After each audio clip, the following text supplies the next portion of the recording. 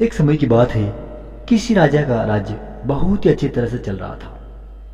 किंतु कहते हैं ना कि समय हमेशा एक जैसा नहीं रहता है। ऐसा ही उस राजा के साथ होता है। अचानक से उस पर किसी भी तरह की समस्या आ जाती है और इस समस्या का समाधान राजा दिनों दिन सोचता रहता है, लेकिन उसे किसी भी तरह का कोई समस्या का समाधान नहीं मिल पाता है। कुछ दिनों के बाद राजा की मुलाकात किसी तांत्रिक से होती है। राजा ने सारी बात तांत्रिक को बताई।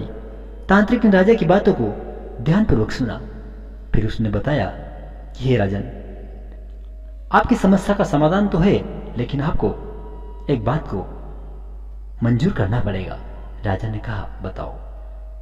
हे राजन सुनो, आपको एक पशु की बलि देनी होगी, तभी आपकी सारी समस्याओं का समाधान होगा। पहले तो राजा काफी सोच विचार में पड़ गए, किंतु वो कहते हैं ना कि मरता क्या नहीं करता। उन्हें जब कोई रास्ता नहीं दिखा तो उन्होंने तांत्रिक की बात को मान लिया। तांत्रिक के कहे अनुसार एक बहुत बड़ा यज्ञ का अनुष्ठान किया। पशुओं को मैदान में लाया गया। संयोगवश उस समय महात्मा बुद्ध राजा के नगर में पहुंचे। वे उसी स्थान से गुजर रहे थे जहां पर राजा ने अनुष्ठान करवाया था। महात्मा बुद्ध ने जब देखा कि कुछ ही देर में निर्दोष पशुओं की बलि दी जाने वाली है, तो वे राजा के पास गए और बोले, हे राजन, ये आप क्या कर रहे हैं? इन निर्दोष पशुओं को क्यों मार रहे हैं? राजा बोले, हे महात्मन, मैं इन्हें मारने नहीं अपितु राज्य के कल्याण के लिए इनकी बलि देने जा रहा हूं, ताकि इनसे सारे राज्य में शांति हो जाएगी, सारे राज्य का कल्याण होगा। महात्मा बुद्ध बोले, हे राजन, क्या किसी निर्दोष जीव की बलि देने से किसी भी समस्या का समाधान हो सकता है? थोड़ा सा रुककर महात्मा बुद्ध ने जमीन से एक तिनका उठाया और राजा को बोला, हे राजन, इस तिनके को मुझे तोड़कर दिखाओ। राजा ने तिनके को पकड़ा और तिनके के 2 टुकड़े कर दिए। तब बुद्ध बोले, हे राजन, अब पुनः जोड़कर दिखाओ। राजन बोले, हे महात्मन, आप ये कैसी बातें कर रहे हैं? क्या टूटा हुआ कभी जुड़ सकता है?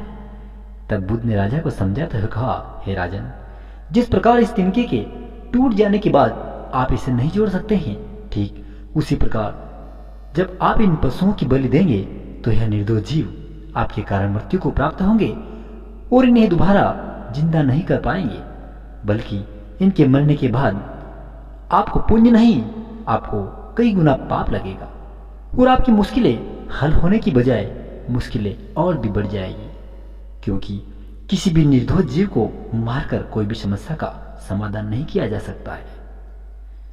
आप राजा हैं और आपको सोच समझकर निर्णय लेना चाहिए।